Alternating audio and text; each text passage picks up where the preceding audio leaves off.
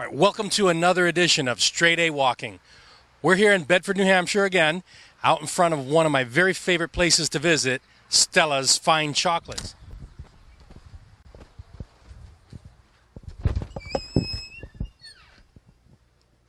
Lydia, can I ask you a question? Did you ever take the SATs? Yes, a long time ago. How do you feel you did on them? Do you remember? I don't even remember. I think I did well enough. All right. And you've been living a happy life regardless of what happened, right? So, for those kids at home, they don't have to feel too much pressure, right? No pressure. No pressure whatsoever. Are you ready to go? Sure. Are you guys ready? On your marks. Get set. Go. When the positive integer k is divided by 7, the remainder is 6. What is the remainder when k plus 2 is divided by 7? Okay, talk it out. So when the positive integer is k and is divided by 7, the remainder is 6.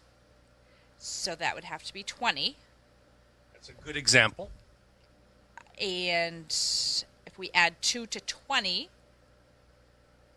it's divided by 7, that would be 22. Right. And so the question is,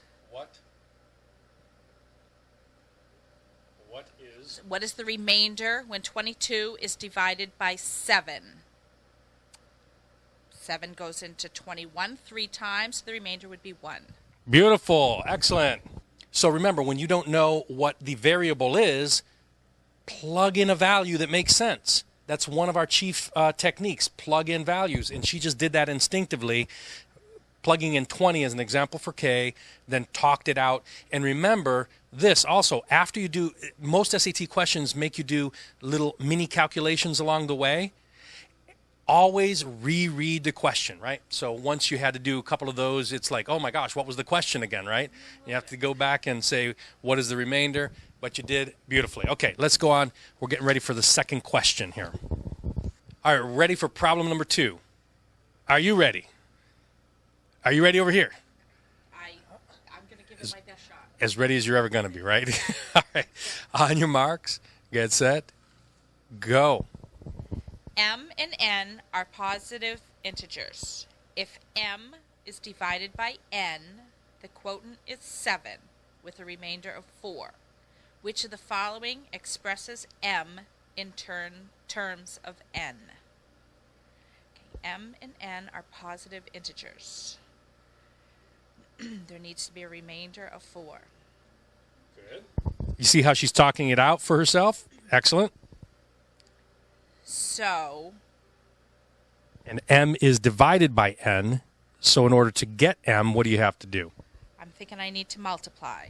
Excellent. So can you use that knowledge right there to narrow down your possible answers? Well, it would have to either be A. No, it would have to be B. Because you're gonna get an answer of 7. Good. A remainder of 4, so it's either going to be B or E. Correct.